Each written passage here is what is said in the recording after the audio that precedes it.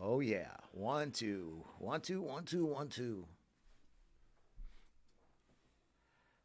All right. Hey, we're live. This is Tiger Talk, episode 3 with Rodney Lawson. How We we have doing? Steve Casillo, the smooth dulcimer tones of Steve Casillo. If you've never caught About Mansfield, listen, Steve Casillo, that dude is smooth, man. He's a professional. Steve's engineering today with his Andrew. with Andrew. Andrew, how's it going, Andrew? Not bad. Not All right.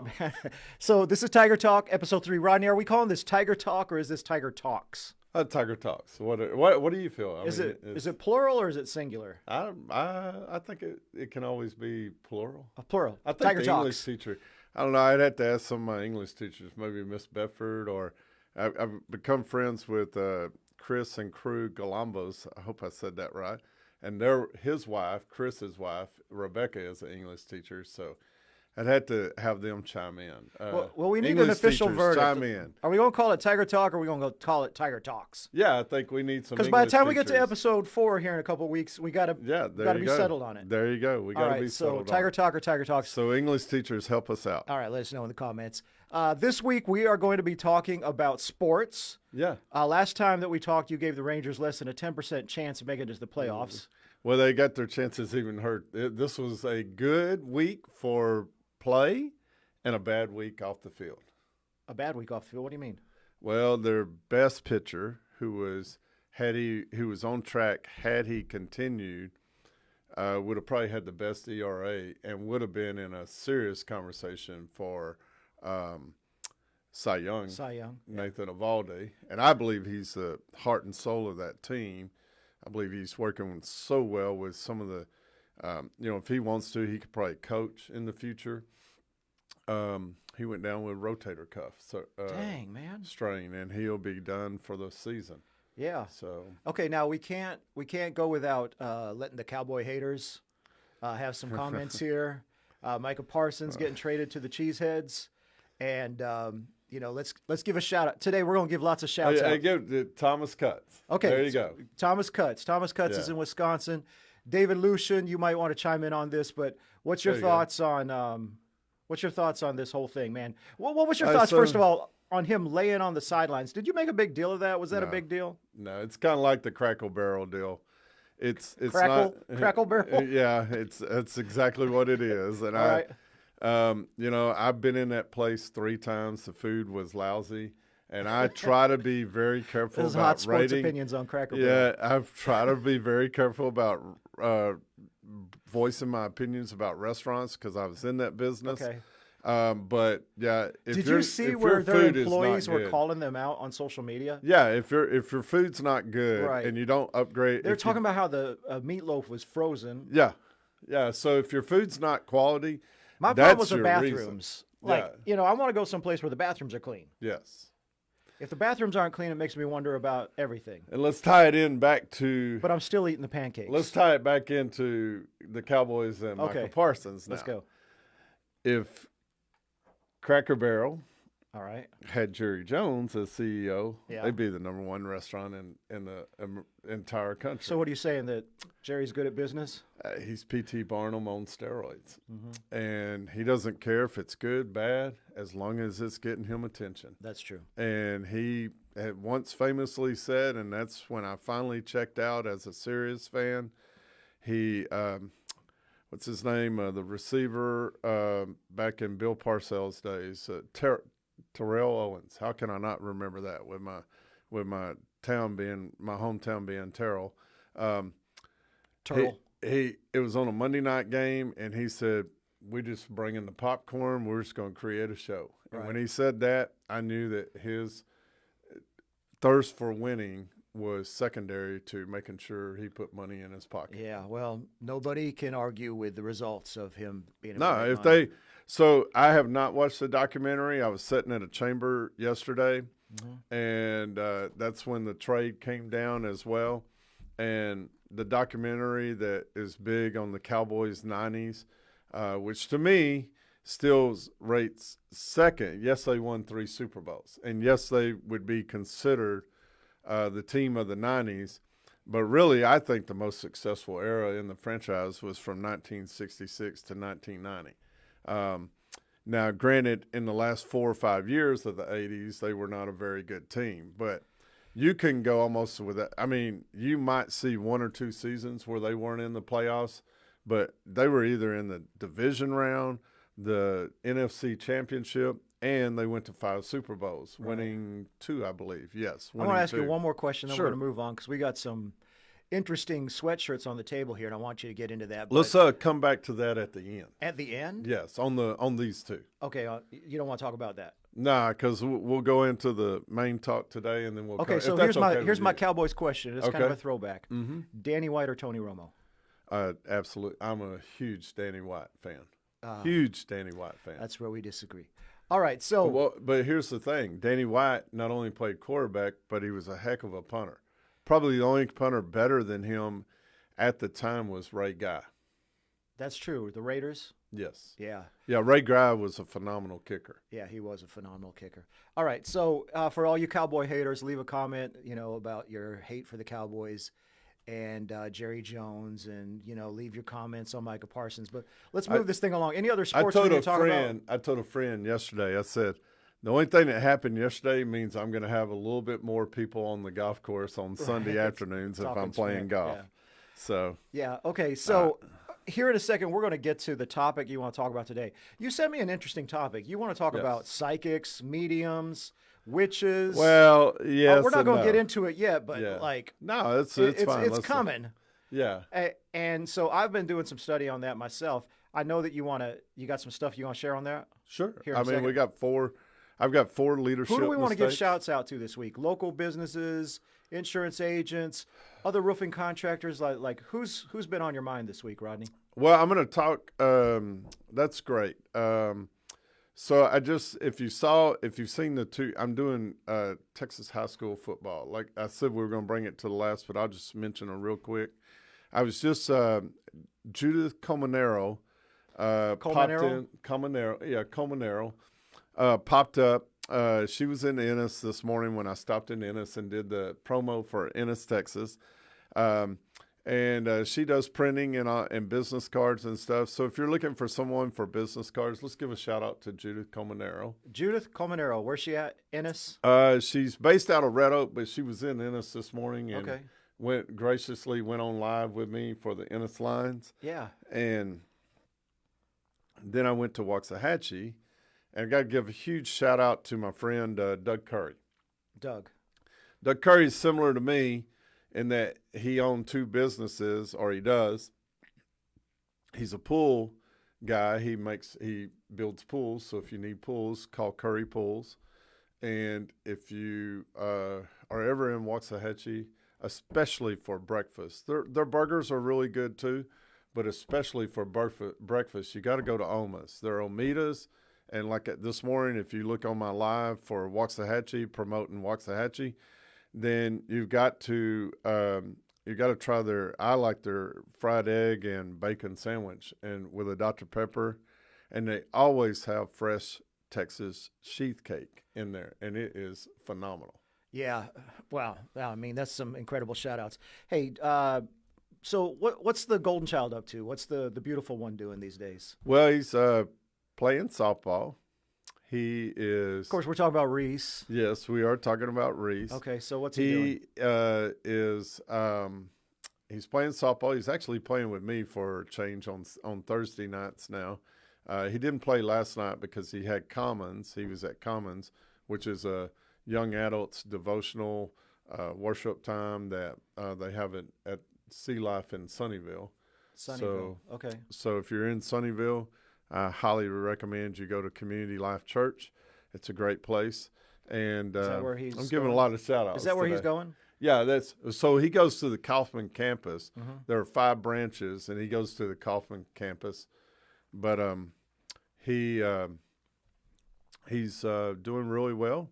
I think he was on a roof yesterday, so that's always a good thing. Yeah, I noticed that Reese is picking up his social media engagement. He's spending a lot more time going live and shouting people out. And the one in the background that we sometimes don't go after, Kathy's kind of moved back into the roofing realm. She's fantastic. She's kind of closing down the diner and has done that. We're going to get away tomorrow And then the one in the background, Callie, my daughter, is actually about to start, or actually not about to. She has started nursing school. Callie. She's still with us working, but she is involved in nursing school and trying to keep up with 3 wonderful kids. And that last one, Your grandkids. yes, that last one is going to be. Doozy. Woo, she's gonna be something. All right. So we can't get on today without, I've got to ask you, is there anything in the world of roofing that is perturbing you, ticking you off? With suppliers, crews, salespeople, other roofing contractors, like anything on your mind there, Rodney? I mean, I'm trying to become back. I'm trying to get back to what made me successful. And, I am not an influencer, never will be. I'm not a guru, but I think what I'm doing when you see me do like the high school football lives and all, I did 2 this morning, one in Ennis and one in Waxahachie.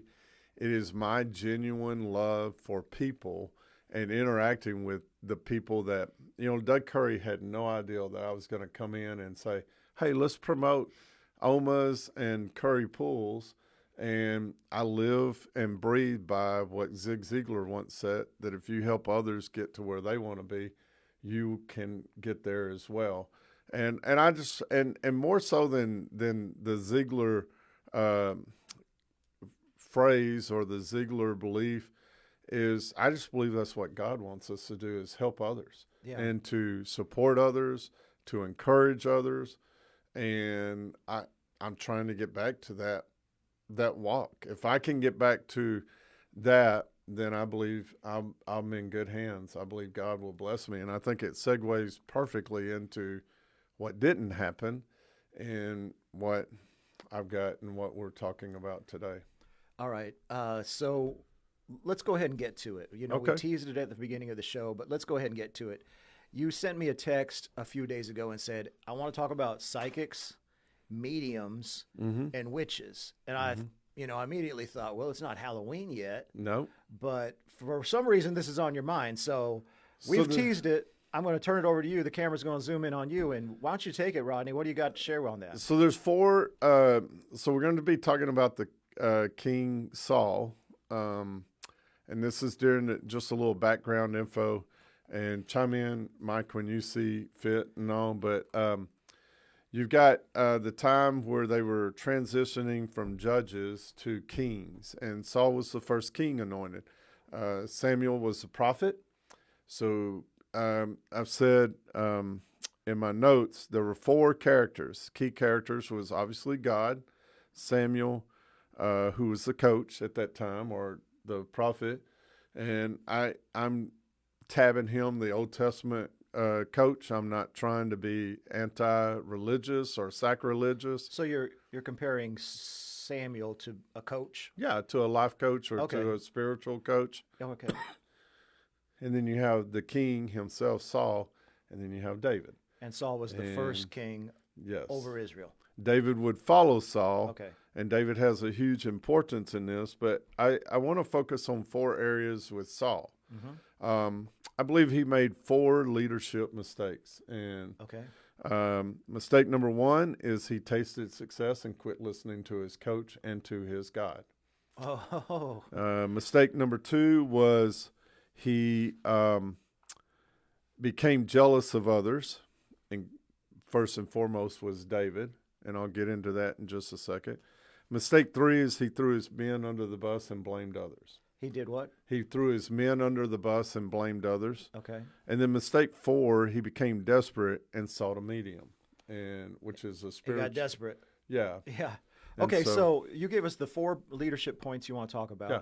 You want to jump into number 1 now? Yeah, let's jump into number 1. So Saul tasted success and quit listening to his coach and ultimately God. Samuel told the people and Saul, and you can, the references for this are going to be Samuel, 1 Samuel. There's 2 books in Samuel.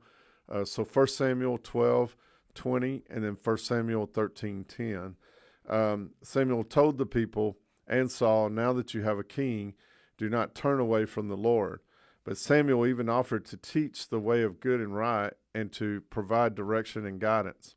Saul took matters into his own hands and offered a burnt offering without waiting on Samuel. So my business tip there is seek wise counsel and follow it. And if you have faith, truly trust in God. Okay. So go ahead. Yeah. Okay. I got you. I got some questions. I'll keep my questions to the end, but let's hit point number 2. Remind us what point number 2 was. Point 2 is he became jealous of others. Ooh, easy to do. So, yeah.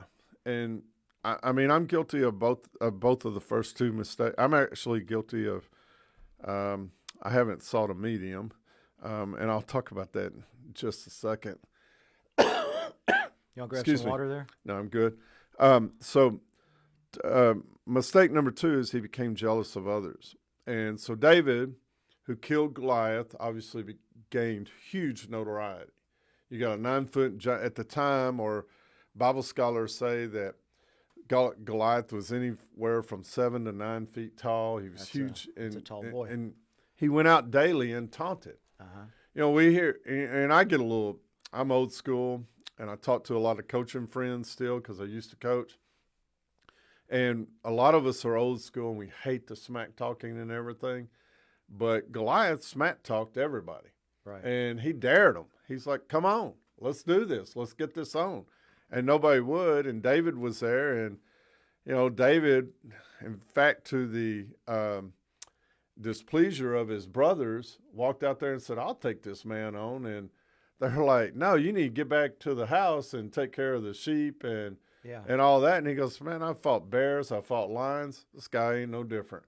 Okay. And obviously God was with David. He took him down with the slingshot, and he became famous. And his fame grew because he began to take charge of the armies as he got older, and he began to win battles. And so the people would sing, Saul has killed his thousands, David has killed his tens of thousands. That's clear in the Bible. It's in that's in 1 Samuel 18:7. And so Saul was jealous, envious of that? Yeah, became jealous. I mean, who doesn't? And it's just like if you own a business or you're a person that's competing on the sporting field and somebody gets ahead of you for a position and all, jealousy has rooted, it can rear its ugly head, and it's not a good thing. You could be jealous of a guy getting another girl. You could be jealous of, I was jealous of other businesses being more successful than us. And there's a lot of reasons for jealousy. Mm-hmm. And usually the results of it are not good on your half. Right. And, it's coined the famous phrase of, I live rent-free in your head. Mm-hmm. And I think that's a big reason for businesses failing and for owners failing is because they get jealous of others. I think that's a huge reason. And the business tip right there is, like I said, he became, the jealousy would lead to his downfall. We'll see that here in a little bit. But the business tip is when you become jealous of others, it is sin, in my opinion, because if you have a faith, or even if you don't have a faith, it's just on your mind. And it takes your focus off of the way to humbly lead your company. And so you get distracted from your focus because you're worried about them, and the reality is they have no idea that you even are jealous. They're just trying to focus on theirs, but you're allowing them or allowing whatever jealousy you have to occupy your brain. And so therefore, if you have faith, the company that you may be jealous of, they're not worried about you. They probably don't even know you exist, or they may know you exist, but they don't even know that you're worried about it. But if you have faith, then I believe if you set a goal and a plan and follow through on that plan and honor God with that plan, you'll be blessed. Yeah. Maybe it's not as blessed as another company or whatever, but, your success is riding on you developing a plan, not you trying to be like the Joneses or the Smiths. Yeah, speaking of Joneses, do you think Jerry Jones lives rent-free in the other NFL owners' minds? So when he first came into the league, that's a good question. I do think that he rubbed feathers wrong, and I think he rubbed people wrong. But then I think people saw how, I mean, he is a absolute genius at making money. Mm-hmm. He prints money at the Star. Yeah, he does. And the problem is, in my opinion, and I could be very wrong here, this is just Rodney's take, is that he is so good at that and so obnoxious about that that he has not allowed others to come in, because I think he's leaving money on the table. I think if he was more successful, he would have even more fans. And I think the latest estimate was 10 to 12 billion they're worth. I think it'd be closer to 15 to 20 billion. Man, hot sports takes on Jerry Jones. Let's go to your third point, because that was good. Point number 2 was good. Yeah. What's the third point, Rodney? So the third point is, as he became jealous, like I said, he lost his train of thought and he wasn't focused. So then when God said, hey, look, I need you to take out the Amalekites, I believe that's right. I'm not good with those big Bible names. And I need you to destroy everything. Yeah. And again, some people say the Old Testament are fables and they're not good, but this is good business stuff, because I'm going to show you where he was directed, commanded by God. And this is where God rejects him as a king, and he starts to focus on David. Saul was given the instruction to attack the Amalekites and destroy everything. Like nothing was to be left. Not even the good things, not even everything. It was all supposed to be just totally torched. Yeah, the Amalekites were the enemies of Israel. Yes. Okay. Mm-hmm. And Saul didn't do that. Why? He gave in to his men. His men. This is the king of Israel giving in to his military men. Who is going to, why would you be fearful of your own men? That's the excuse he gave. He blamed others. When Samuel called him out on it, he blamed others and said, well, it was the men. It wasn't me, it was the men. And so therefore, he was rejected as king. Yeah. And then he lived a very troubled life after that. Always fearful of David, tried to kill David on multiple times. Mm-hmm. In fact, there's a story that most Sunday schools, if you grew up in Sunday school and church, focus on that David had a chance to kill him in a cave, and he spared his life because he was the anointed one. And David taught his own men a lesson right there, is we're not going to touch him. God will take care of this. We're not going to touch him. But what I like, it's not something to like, but going back to mistake 3, is he blamed others and threw them under the bus. Mm-hmm. Now, if I was in the military, I would have said, really? You just threw me under the bus? And back in those days, the kingships were susceptible, if that's the right word, to coups, and they could have probably taken a coup and overtaken him. But now I still think God would have stepped in, and that would not have been good either. Yeah. But that's not in the Bible, and that's maybe me adding something that I maybe shouldn't have. But the business point, he blamed his men, didn't take responsibility for it himself, made a mistake. What's the business point here? You can't be an effective leader and blame others when things go wrong. And I'm guilty of that. I'm very guilty of that. My own son and daughter would tell you that. My wife would tell you that. And so, you can't be an effective leader and blame others. You just can't. And when I'm saying these things, I am not by any means perfect. I'm not by any means without sin. This next one, so when are we going to get to the psychics, the mediums, and the witches? So when's that stuff come? Things continue to deteriorate, Saul became fearful. Okay. He became desperate. He became so desperate, and it talks about why was he desperate? Well, for one, he was making bad decisions. Yeah. He was out of line with God. Yeah. He wasn't listening to his coach. Yeah. And so when his coach passes away, Samuel, Samuel. Yeah. When his coach and guidance and overseer passes away, now he's out on a limb on his own. He knows his days are numbered. Mm-hmm. And so when he became king, one of the first things he did is he rid the country of all mediums, psychics, and sorcerers and stuff like that. Yeah, the witches. So when he got so desperate, he turned and said to his men, his attendants, "Find me a medium." What did he want a medium for? He wanted to bring up Samson. He wanted to go back and visit with Samson. Oh, Samuel. I'm sorry, Samuel. I'm sorry.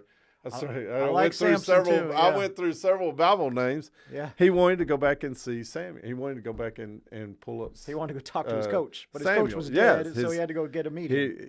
So he had to go get a medium. And 1 Samuel 28 gives us a really good look at a desperate and broken man who doesn't see the red flags, doesn't correct his ways, and falls into a very desperate and broken situation. Yeah. And so, I don't know if he would have lost his leadership still or not, but at some point you have to recognize that, get on your knees, and this is the faith part, and I'm sorry, but I'm not sorry.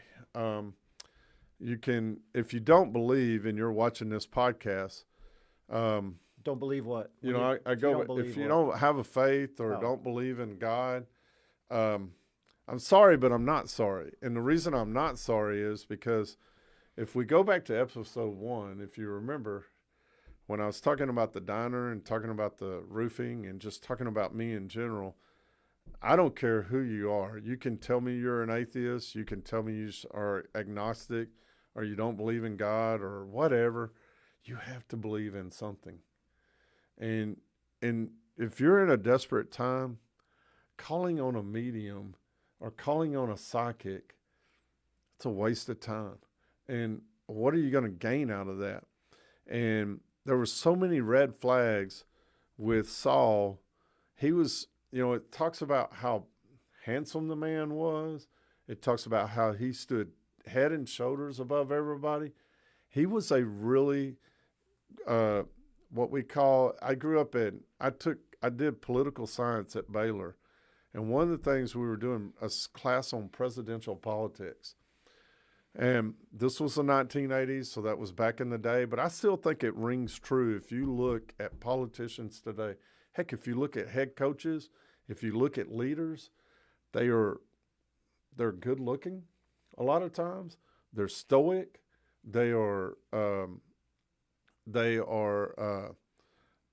You can tell when their leadership, how they're dressed professionally. They just have that image of a good leader. I mean, for all that they say about Jerry Jones, and I'm one of his biggest critics, he bought the team saying that he was going to know everything from the finances all the way down to the jocks and straps. You can, in today's world, you can YouTube that and you can find that conversation of his introductory press conference. And he says, I will be involved in everything from the top to the very bottom, all the way down to the jocks and straps. So from a business standpoint, he runs that team and he wanted to work with his family. And if Jerry Jones ever hosted a seminar or a conference where he talked about business and branding and marketing, I'd be the first to sign up. Because his approach to that side has not only helped Dallas, but it has helped, I would say, every pro sports. I would say it's impacting college sports. I would say it's impacting anyone that is looking at that from that standpoint, because it's brilliant. Now, his GM duties are horrible. Rodney, I got some questions. Sure. And Shelly and I, we vetted these questions this morning, and I asked Shelly to give them a thumbs up or a thumbs down or like a meh. And so I'm only going to ask you the questions that Shelly said, that's a fire question. Well, Shelly's an important part of your life. Absolutely. Yes. Just like Kathy is mine. All right. So question number 1, in no particular order and just free flow. Just, tell me what hits your gut, what hits your spirit here. So question number 1, patience doesn't come naturally. No. Especially when you're dealing with crews, when you're dealing with salespeople, you're dealing with customers trying to collect money. So how have you personally learned to wait on God in business instead of forcing an answer? Boy. Ooh. I can go back to the diner. Okay, let's go. I chose it on my own. And I did not act in faith. The more patient I am, and that still is a challenge for me. I don't like being a patient person. I'll come up with an ideal today on the way back home. And tomorrow when we're on the plane, I'll be ready to talk to Kathy about it. And she'll have her earplugs on, and I'll be like, hey, I've been thinking about this. What do you think about that? And I'll wake up in the middle of the night and I'll go, hey, Kat, what do you think about this? Patience is just not a virtue. And it's not for a lot of people. And there's theories out there that you act as quickly as you can. There's theories out there that, yes, you need to be patient. Now, on the other hand, my wife will be like, let's think about that for a while. And I'm like, Kathy, we may not have a while. How long do you want to think about this? And, obviously Kathy's not here to defend herself, so I'm not going to throw Kathy under the bus. That'd be the worst mistake I could make the day before we're about to take off on a small trip. But I'm just saying that would not, patience is very hard. So that's a very hard thing to do. But if you can. So you're admitting patience is tough. If you can, I don't know that anybody, maybe some do, not me, but maybe some do master patience. If you can get a good handle on patience, let's put it that way, I think you can make huge strides. All right. Does that help? Does that answer? It's a good answer. I think it's an honest answer. So let's talk about this. Brings my next question. Saul, he wanted to hold on to his kingdom at all costs. Oh, absolutely. Yeah. Absolutely. So do you see any parallels with roofing contractors trying to cling control of their business? Like they're trying to hold on to their business even when it's slipping away? Yes. All right, let's talk. And you know what? If I can, I'm going to transition back to my diner. Okay, let's go. It's I slipping can- away. It was slipping away, Rodney. Yep, and I held on too long. Yeah. I've told that to my diner employees. I love them to death. I held on probably a year or 2 years too long. And it was great. I love that diner. I wish it was still open. There's some days I wish it was still open today. I saw on my feed a chicken fried steak rating, and I think we have one of the best chicken fried steaks. And I was thinking about it yesterday. Man, they just had never got the chance to come by our place to try our chicken fried steak. But I do think you can stay with it too long. And I think roofing contractors, I think anybody that opens a business, if you're not careful and if you're not right aligned, and I believe in to tie it back to faith, that you had to be aligned with God. And if you're not aligned with God, then you're running on your own, and it may or may not last. And if it doesn't last, I think it's because you weren't tied to God. Yeah, you're running on your own. Yeah. Running on your own can be a scary thing. It really can.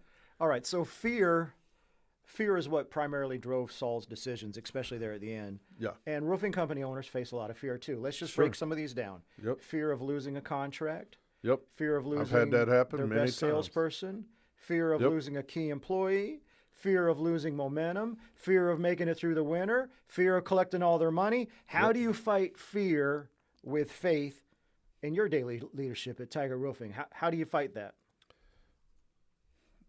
You got to pray, and you got to depend on God, and you got to trust God. Now, I am of the opinion that God will open the doors, but you have to learn how to execute them over time. And sometimes you're going to fail miserably. And sometimes you're going to lose a contract that you needed. Maybe bills are being tough to pay this month. I try to make a point to pay everybody before I pay myself. And I can knock on wood to this day, in both the roofing and the diner, I've never missed a payment, and I've never, if God were to take me today, the roofing would have one loan that we have, and it could be taken care of. And, I just take care of my bills. And my roofing crews get paid on time. Reese walked in yesterday. He said, hey, we finished this deal. It's been paid in full. Can I get paid on it? I said, how much do I owe you? And sat there and wrote him a check. Mm-hmm. He thinks I shortchanged him $100, so we'll have to talk about that sometime. But he'll have to beat you for it on the golf course. Yeah, no, he can't do that. No, he can't do that. I've got in his head, going back to I live rent-free in his head. So Reese isn't here to defend himself. No, Reese isn't here to defend himself, but right. He knows that. 2 more questions. Roofers, they live under constant pressure. They're always trying to figure out what the future holds for them. When's the next storm going to hit? They want to know whether the crew's going to show up on time. Yeah. It looks like rain. How does your faith, Rodney, shape the way that you handle that craving to know and control the future? You can't control the future, and I'm trying to really, really learn to where the New Testament, where Jesus said, don't worry about tomorrow. Today has enough of its own to sustain. Sure, a good businessman, a prudent businessman, wants to plan for the future. And I agree with that. I totally agree with that. And I'm trying to be better about that. And it goes back to, I think in the first episode, I talked about the 168, where I learned that from Craig Groeschel. That's a really good lesson. And, the 168, yes, you should go out on the road and teach that at I'd be open to that. Churches. I would be open to that to if I can get rid of this hacking cough, I'd be open to that. The 168, if you can get, and I'm not there yet, I'm still working on it, and maybe that's why I haven't opened up myself to speaking and all, but I'd like to do that. The 168 is really controlling. You have 168 hours in a solid week, and then it starts over. And the 168 is controlling your week or being as efficient and productive. Different ones break it up different ways. Ed Malott will tell you that he likes to get 3 days out of 1 day. Yeah, he starts over every 8 hours. I've seen that video. And that's a good concept. I believe that a person does need rest, and I believe a person needs to take adequate rest. I'm going to do that starting tomorrow for a week, and then I'll be back and I'll be ready to go. But I do believe that you have to plan for the future, but I also believe that you have to be in the moment and take care of that day. And I believe that, like today, before I came over here, I prayed, and on the way over here, when I left Waxahachie, I had about a 25-minute drive, and I was like, God, I don't need this to be about me or Mike Code today. I need this to be about you. And I don't know what will happen because of this, but I do know that I am trying to share some thoughts that I've come. And I want to highlight this Bible right here. And I've talked about it briefly, but it's called the Everman's Bible. It's a great Bible. And you'll see my book card here, like it's talking, like this one right here is Dancing for God. You can't see that. Oh, I just dropped my card. But right back here was Joab, which is Payback Town.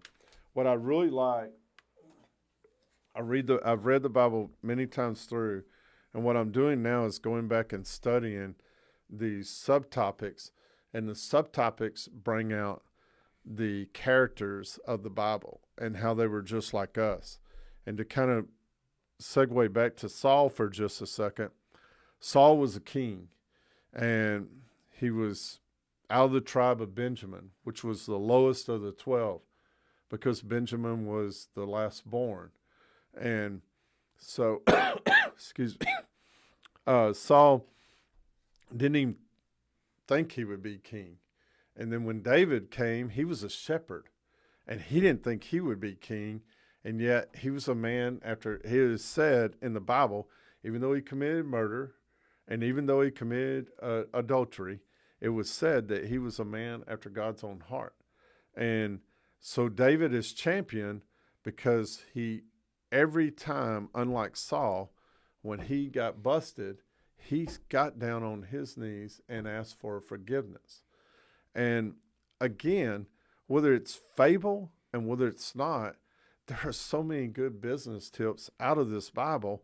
And when you get a Bible like the one I got, I've been in church since I was 3 or 4 years old, maybe 2. It started with my grandmother. Love my grandmother. She's probably not happy with what I did. I got a little tattoo, but you know. Is this a confession? Yeah, I did. I got a tattoo earlier this week, and I've been wanting to do it since. It a tiger? No, I'll show it. It's got the cross. It's got Jesus in there. It's got Kat on this side. It's got Callie and Josh, and then it's got Reese. And obviously, we're waiting on Reese. We'll see if that transpires. And it has on the. I keep trying to pull this up. You can't really see it, but it has my grandkids on opposite of Kat, and so it has. And that's I just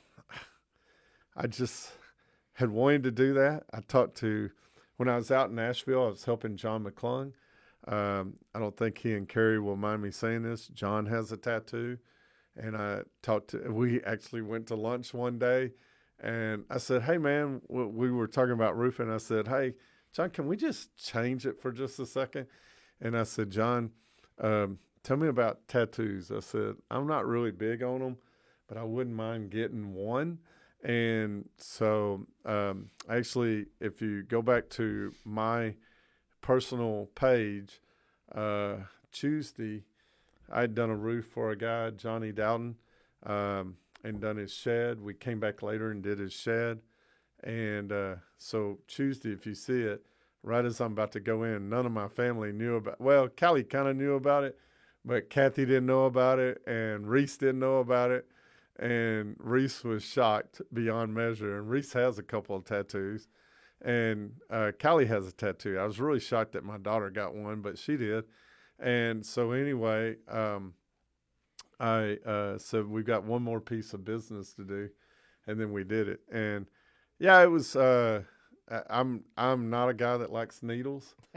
And it was pretty wild, but it was fun. Rodney, we're heading for the home stretch here. The home stretch. So we're going to we got bring about it 10, into 11 minutes. I want you to answer one more question. Okay. And then we're going to figure out why these sweatshirts are on this Okay, table. yeah, Okay, yeah. So last question here. Uh-huh. In the end, Saul, he figured out that God's the only true source of wisdom, the only one that he should have been dependent on. No, he didn't figure it out. Well, the story leads us to the fact that he should have figured it out. Yeah. Okay, so if a roofing contractor came to you today, or a business person, you know a lot of business people. Sure. Somebody came to you today and say, Rodney, what are some practical ways? Maybe just give me a practical tip, like how can I practically rely on God? Do I need to get a tattoo? What do I need to do here? No. Okay, so what would you say? So God asks us to bring every decision to him. Okay. I think sometimes we think, well, God doesn't want to be, we don't need God to tell us to go to Mansfield, Texas to do a podcast. We don't need, but God, I think we need to incorporate God more and more in our lives. And for me, I wish that I had incorporated God from the very foremost of not what Rodney wanted, but what was God's will on the diner. And I talked about that in episode 1 that blew up. But also, I think that for me, I am trying to figure out, because roofing is transitioning. And we've talked about that in episode 2. We're talking about, maybe we didn't talk about it as much today as maybe we should have, but roofing is transitioning, and we're going to have to either come on board with that transition or we're going to be left behind. Yeah. And it doesn't matter how much faith you have in God, you could be left behind if you don't recognize the doors that are being opened, possibly by God, and I think very much by God, and walking through those doors. And I'm trying to transition right now. So into practically some areas. speaking, what are you telling them? I think you need to, seek God's wisdom and really, truly try to, and it requires some patience. You're not going to get the answer in 5 minutes sometimes. Mm-hmm. And I'm still searching for those answers. Like Kathy and I, we wanted to get past this diner. And then one of the things that I told Kathy is we've had some money sitting in an account that for practical reasons either should have been in a CD or something that would have been making some money. And I don't think CDs, before you blow us up, that CDs are not the highest form of return. You may possibly be right, but I never did anything about that. And I told Kathy by the end of the year, I want to do something with that money. It was money that I got back from the government for my hardships during the COVID years and stuff like that. And I want to do something with that money before the end of the year. So in that case, one of the things I said that we need to do is we need to pray about it and sincerely seek God's will on this and what to do. I have an area where I think he's leading me in that, but I also am going to use this week and ask Kathy, what do you truly think? Because I said we don't, and we don't have to make that decision right now. I think that what we need to do is just seek God's will on that, and then maybe by the end of the year, have a decision that we feel that is being led by God, and that we feel that will give us the best return for where we're at in life cycle right now. All right, Rodney, we're here at the end. It's football day. Is this something that we're going to do in episode 4? Or is this like a one-time thing? No, I think we'll do it. I'm going to do so. One of the things, as I was saying earlier, is I got to get back to being me. Now we only got 5-6 minutes here before. Man, we probably should have started this a little bit earlier. Right, but so the real fast version is, I am doing Texas high school football every Friday night. I'm going to go to a game. I'm going to go to a game, but I'm leading up during the week. I'm throwing out there a fact a day. So 5 fun facts. Where are you throwing this out at? On Facebook. So just follow you at Rodney? Rodney Lawson? Yes. I'm sorry. Just follow me at Rodney Lawson. And this is Texas football. Yes, Texas high school. Well, so next week we're going to be in the Boston area, and I told Kathy she's not real thrilled about it that we're going to a high school football game, especially cool. High school games that 2 high schools that we probably have no knowledge of. I said, Kathy, we got to find a game either on Thursday or Friday in the Boston area because that's going to be really cool, and we got to do the 5 facts. So we're going to do 5 facts. If we don't get to a game next week, we'll pick it up the week after that. But we're going to do Texas high school games. I've kind of already got them picked out, but I would be willing to listen. Like a fraternity brother of mine said, hey, Rodney, you need to come to Trinity versus South Lake. And, yes, I probably do. South Lake and Trinity have great programs. Another friend of mine who I've done 2 roofs for would probably say, hey, Rodney, you need to come to Allen. But right now I'm just kind of focusing on the area within a 30 or 40-mile radius of where I do my business. So part of it is for business reasons. But I spent 20 years in Waxahachie. My kids were born in Waxahachie. And then one of the biggest rival for Waxahachie, it's kind of lessened lately because Waxahachie is 6A, Ennis is 5A. But the biggest rival is the Battle of 287 between Waxahachie and Ennis. It's always been a battle. So doesn't the tie go to the town with the Buckies? That's no. The Waxahachie people would definitely say no. And so I'm going to do a little Lee, is his name Lee Corso? I'm going to do a little Lee Corso. All right, let's have it. So here we go. We're going to go with the Waxahachie Indians today. That's who we're going with. And that's who we're going with, and we'll do this again in 2 weeks. And I'll be back in Texas in 2 weeks with that high school game. But we're going Indians today because, my golly, I lived there for 20 years, and I coached the Indians for 3 of those years on the tennis team. And so we're definitely going Indians today. And the biggest one will be in 4 weeks. I'll just tease it. September 26th will be the Battle of Highway 34. And I'll just tease that a little bit. And obviously, it involves my hometown and the town I live in. And so we're really excited. So we're going to do a predict the score today. And Doug Curry at Oma's gave me a $15 gift card. It's on the back of a guest check, but they signed it. So you're good there. And we're going to do a gift card to Whataburger. We're going to give away 2 That's cool. gift cards. And it's a predict the score. It'll probably open about 4 o'clock. So I will post it on my page, Rodney Lawson, and it'll say who's going to win, what's the score, and the two people closest to that will win a gift card. And so all my Waxahachie peeps, I've got some Ennis peeps out there.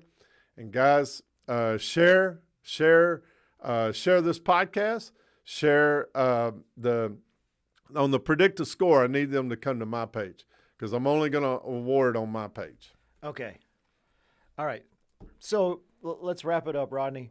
I think we've got 90 seconds left. How was that? It was good. Good. So they're gonna go to your page and they're gonna predict the score. Yes. They're gonna win a Whataburger gift card, and they're gonna win the window will be open from right around 4 o'clock to 7 o'clock. 4 o'clock to 7 o'clock. All right. Closing thoughts today? Go Indians. I got to say that. And, like I said,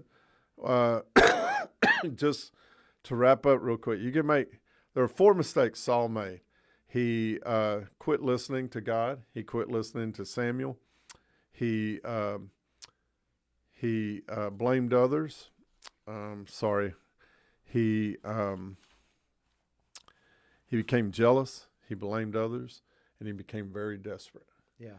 And I just think as a leader, if we take the servant approach, we give credit to the others, we take the blame ourselves, and we look and ask God to be a part of our business on a daily basis.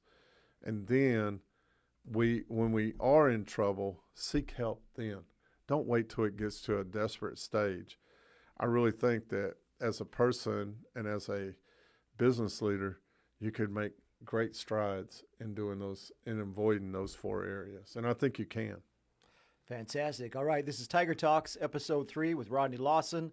Steve, Andrew. Hey, I got to say too, also go Tigers. I'm a big Tiger fan, and go Lions, because I live in Coffin now. Steve, Andrew, Rodney. That's a wrap. Thanks for tuning in. Y'all make it a great day.